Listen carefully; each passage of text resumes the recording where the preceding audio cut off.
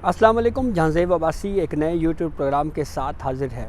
इस वीडियो में हम जस्टिस मंसूर अली शाह की जानिब से हाल ही में 2 सफ़ात पर मुश्तमिल लिखा गया एक ख़त, उसके ऊपर तबसरा करेंगे।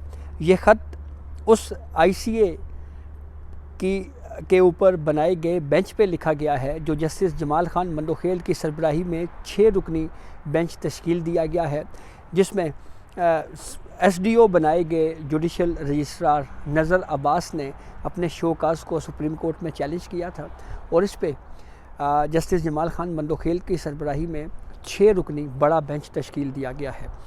इस पे जस्टिस मंसूर अली शाह साहब का एक एतराज़ है और फिर उस एतराज़ के बाद जस्टिस मंसूर अली शाह ने 5 जजेस पर मुश्तमिल एक बेंच तश्कील देने की बात की है। इसमें कौन कौन से मुमकिन जजेस हो सकते हैं जो मफादात का टकराव जिनका नहीं हो सकता, जस्टिस शाह जो हैं वो इस मामले पे उनकी राय क्या है, और अगर मफादात के टकराव के असूल को मद्देनज़र रखा जाए तो क्या जस्टिस मंसूर अली शाह साहब ख़ुद इस केस को सुन सकते थे, और इससे पहले के जो वाक़यात हुए हैं जिसमें जस्टिस मंसूर अली शाह साहब क्या करते रहे हैं उसके ऊपर भी रोशनी डालेंगे। तो तफसीलात में जाते हैं। सबसे पहले आपको जस्टिस मंसूर अली शाह साहब का तहरीर करदा जो ख़त है उसका मतन आपसे शेयर करते हैं।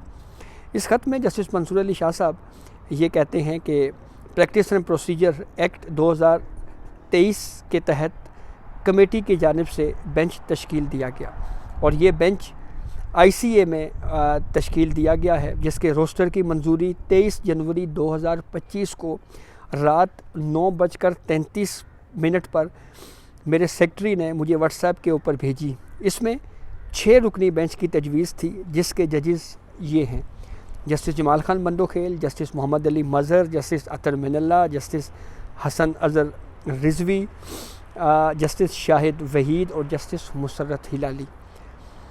इस ख़त में जस्टिस मंसूर अली शाह मज़ीद कहते हैं कि मैंने अपने सेक्रेटरी को इतला दी कि मैं इस फ़ाइल को सुबह देखूँगा। बाद में रात 10:28 के ऊपर मुझे मेरे सेक्रेटरी ने कमेटी के 2 अरकान की मंजूरी के बाद, यानी चीफ़ जस्टिस याहिया अफरीदी और आइनी बेंच के सरबराह जस्टिस अमीनुद्दीन ख़ान, इस 2 रुकनी कमेटी की मंजूरी के बाद रजिस्ट्रार की तरफ से जारी करदा कोर्ट रोस्टर व्हाट्सएप पर शेयर किया।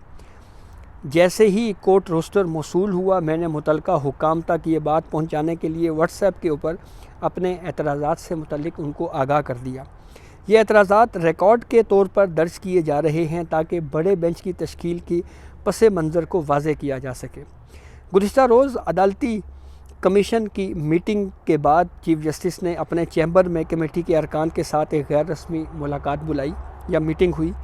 इस मीटिंग में चीफ़ जस्टिस, मैं और जस्टिस अमीनुद्दीन ख़ान जो आइनी बेंच के सबसे सीनियर जज हैं शामिल थे। इसमें यह फ़ैसला हुआ कि मज़कूरा केस के लिए एक बड़ा बेंच तश्कील दिया जाएगा। मैंने तजवीज़ दी कि 5 सीनियर जजेस पर मुश्तमिल बेंच तश्कील दिया जाए। इन जजेस को छोड़कर जिन्हें मफादात के टकराव की वजह से केस नहीं सुनना चाहिए। चीफ़ जस्टिस ने 4 रुकनी बेंच बनाने की ख्वाहिश ज़ाहिर की और यहाँ पे मीटिंग ख़त्म हो गई। रात को 9:33 पर मुझे अपने सेक्रेटरी से एक व्हाट्सएप मौसूल हुआ जिसमें मज़कूरा 6 रुकनी बेंच की तश्कील के लिए मेरी मंजूरी तलब की गई। मैंने अपने सेक्रेटरी को कहा मैं कल इस पर एतराज़ात के साथ जो है वो बात करूँगा। तहम रात 10:28 के ऊपर मुझे मेरे सेक्रेटरी ने फिर दोबारा इतला दी कि बेंच तश्कील दिया जा चुका है और रोस्टर कमेटी की अक्सरियती राय से जारी हुए हैं। मेरे इसके ऊपर एतराज़ात जो हैं वो ये हैं।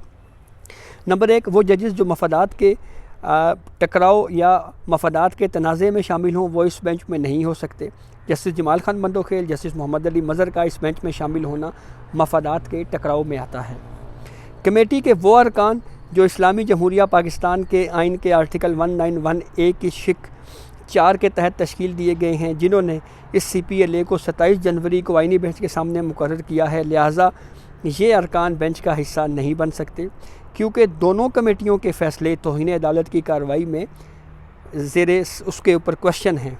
मुझे इस फ़ाइल पर अपनी राय रिकॉर्ड करने का मौका नहीं दिया गया क्योंकि असल फ़ाइल मेरे दफ़्तर को कभी भेजी ही नहीं गई ना भेजी गई और अक्सरियती अरकान ने खुद ही मामला तय करके रोस्टर जारी कर दिया। लिहाजा मैं चाहता हूं कि ये नोट कमेटी के 23 जनवरी 2025 के फैसले के रिकॉर्ड में शामिल किया जाए, जिसके बाद मज़कूरा बाला बेंच की तश्कील दी जाए। ये वो ख़त का पूरा मतन है जो मैंने आपसे शेयर किया। इसमें जस्टिस मंसूर अली शाह साहब ने ये नहीं कहा कि ICA जो है उसके ऊपर बेंच तश्कील नहीं दिया जा सकता, बल्कि उन्होंने अपनी तरफ से ये राय दी कि इस मामले के ऊपर एक 5 रुकनी बेंच तश्कील दिया जाए। अब अगर हम इस वक्त के जजेस को एनालाइज़ करें तो ये 5 मेंबर बेंच जो है वो सीनियरिटी प्रिंसिपल पे क्या क्या हो सकते हैं। मिसाल के तौर पे चीफ जस्टिस याहिया अफरीदी जो रेगुलर कमेटी का हिस्सा हैं, जस्टिस मंसूर अली शाह खुद रेगुलर कमेटी का हिस्सा हैं, जस्टिस मुनीब अख्तर नहीं हैं, लेकिन जस्टिस मुनीब साहब के बारे में मैं आपको इस चैप्टर पे आखिर में जो है वो आपको बताऊंगा। जस्टिस अतर मिनल्ला इस कमेटी में नहीं हैं, किसी कमेटी में नहीं हैं, आईनी बेंच में नहीं हैं, लेकिन वो 6 रुकनी बेंच का हिस्सा हैं। जस्टिस जमाल खान बंदोखेल जो जजेस आईनी कमेटी हैं उसका हिस्सा हैं। जस्टिस मोहम्मद अली मज़हर जजेस आईनी कमेटी का हिस्सा भी हैं और आईनी बेंच का भी हिस्सा हैं, जस्टिस जमाल खान बंदोखेल साहब की तरह। जस्टिस हसन नज़र रिजवी आईनी बेंच में शामिल हैं, जस्टिस मुसरत हिलाली आईनी बेंच में शामिल हैं, जस्टिस नईम अख्तर अफ़गान आईनी बेंच में शामिल हैं, जस्टिस आयशा मलिक आईनी बेंच का हिस्सा हैं, जस्टिस मोहम्मद अली मज़हर आईनी जजेस कमेटी का भी हिस्सा हैं और इसके अलावा आईनी बेंच में भी शामिल हैं, और जस्टिस अमीनुद्दीन ख़ान जो आईनी बेंच का भी उसकी सरबराही कर रहे हैं, और इसके साथ साथ जस्टिस अमीनुद्दीन ख़ान जजेस आईनी बेंच में भी शामिल हैं, और इसके साथ साथ जो रेगुलर प्रैक्टिस प्रोसीजर कमेटी हैं उसका भी हिस्सा हैं। तो अगर इन सब के इस बुनियाद के ऊपर कि कुछ जजेस आईनी बेंच में हैं, कुछ जजेस जो हैं वो 26वीं तरमीम के मुतासरा हैं, जैसे जस्टिस मंसूर अली शाह खुद, जस्टिस मुनीब अख्तर खुद, उनका भी नाम कंसीडर हुआ था। चीफ जस्टिस याहिया अफरीदी उसको उनसे फ़ायदा हुआ है, उनको भी एक्सक्लूड कर दिया जाए। तो फिर ये जजेस बनते क्या हैं? जस्टिस अतर मिनल्ला 1, जस्टिस शाहिद वहीद साहब 2, जस्टिस इरफान सादत साहब 3 और जस्टिस शहजाद अहमद मलिक साहब 4। और अगर 5वां इसमें ऐड करना चाहें तो जस्टिस सरदार तारिक मसूद साहब जो एडहॉक जज हैं, एडहॉक जज हैं, लेकिन वो किसी इस तरह के बड़े केस में हमें वो नहीं बैठा उनको हमने देखा। जब इनकी एडहॉक जज के तौर पे अपॉइंटमेंट हो रही थी तो जस्टिस मुनीब अख्तर ने इनकी अपॉइंटमेंट के ऊपर भी एतराज़ किया था। जस्टिस मुनीब अख्तर और जस्टिस मंसूर अली शाह एक इजलास में इस बात का कमेटी इजलास बुलाकर ख़ुद से ये कह चुके हैं कि फुल कोर्ट तश्कील दिया जाए 26वीं आईनी तरमीम के ख़िलाफ़ और इसकी कागज़ जारी की जाए और फ़लाँ तारीख को इस केस पर समाअत किया जाए। दूसरा, जस्टिस मुनीब अख्तर साहब एक जुडिशल कमीशन की मीटिंग में अटर्नी जनरल से ये बात कह चुके हैं कि आप कोई तरमीम ला रहे हैं, हमें उसका मसवदा दिखाएं। तो इस पे अटर्नी जनरल ने उनको कहा था कि आप हमसे इस फोरम में बैठकर मसवदा नहीं मंगवा सकते, ये मफादात का ये फोरम नहीं है बुनियादी तौर के ऊपर। तो इसलिए उस पर जब ये जवाब अटर्नी जनरल की जानिब से दिया गया तो जस्टिस मुनीब साहब काफ़ी बुरा लगा उनको और वो इजलास छोड़कर चले गए थे। अब इस सवाल पे ज़रा रोशनी डालते हैं कि जो मफादात के टकराव वाली बात जस्टिस मंसूर अली शाह साहब कर रहे हैं, इस पे उनकी अपना जो है उनकी क्या राय रही है। एक बात तो बड़ी दिलचस्प है कि जब मखसूस नशिस्तों का केस में जस्टिस मंसूर अली शाह, जस्टिस अतर मिनल्ला और जस्टिस मोहम्मद अली मज़हर पर मुश्तमिल 3 रुकनी बेंच ने उस प्रोसीडिंग पे स्टे दिया और मामला जजिस कमेटी को भेजा, तो उस वक्त चीफ जस्टिस काजी फाइज़ ईसा, जस्टिस मंसूर अली शाह और जस्टिस मुनीब अख्तर थे। डिस्कशन ये चल रही थी कि कोई मुजवज़ा आईनी तरमीम आ रही है। उस पर चीफ जस्टिस काजी फाइज़ ईसा साहब की ये राय थी कि मोस्ट सीनियर 5 जजेस पर मुश्तमिल एक बेंच बना देते हैं। वो बेंच ऐसा हो कि जिसमें उस तरमीम से ना कोई फ़ायदा हो रहा हो ना कोई नुकसान हो रहा हो। लेकिन जस्टिस मुनीब अख्तर और जस्टिस मंसूर अली शाह साहब ने कहा कि नहीं, इसके ऊपर फुल कोर्ट तश्कील दिया जाए। फिर उसके बाद जस्टिस मंसूर अली शाह 26वीं आईनी तरमीम पे अपनी राय खतूत की सूरत में भी दे चुके हैं। मुख्तलिफ़ मौक़ों के ऊपर 26वीं आईनी तरमीम के ऊपर जस्टिस मंसूर अली शाह कमेंट कर चुके हैं। चीफ जस्टिस ऑफ पाकिस्तान वो नहीं बन सके, आईनी बेंच का सरबराह के तौर के ऊपर वो नहीं बन सके, और सबसे इंटरेस्टिंग जस्टिस मंसूर अली शाह साहब ये हाल ही में नज़र अब्बास के ख़िलाफ़ शो काज नोटिस की प्रोसीडिंग में इस बात का इजहार कर चुके हैं कि जो मेरे जज या हमारे उम्मीदवार होते हैं जज के तौर के ऊपर, उस पर जब कोई नाम हमारे उम्मीदवार का आता है तो सिर्फ एक वोट आता है और वो भी हमारा ही वोट पड़ता है, बाकियों के 11-11 वोट निकल आते हैं। तो कन्फ्लिक्ट ऑफ इंटरेस्ट तो जस्टिस मंसूर अली शाह साहब का अपना है, क्योंकि 26वीं तरमीम के हवाले से बिल्कुल वो क्लियर बात है। लेकिन इस पूरी सूरत हाल में जस्टिस मंसूर अली शाह साहब का जो महफूज शुदा फ़ैसला है वो जुमरात को जारी नहीं किया गया। जुमा गुज़र गया, आज हफ्ता गुज़र गया, सोमवार के दिन भी ये फ़ैसला जारी होगा या नहीं होगा, कोई भी हतमी तौर के ऊपर ये बात नहीं कह सकता।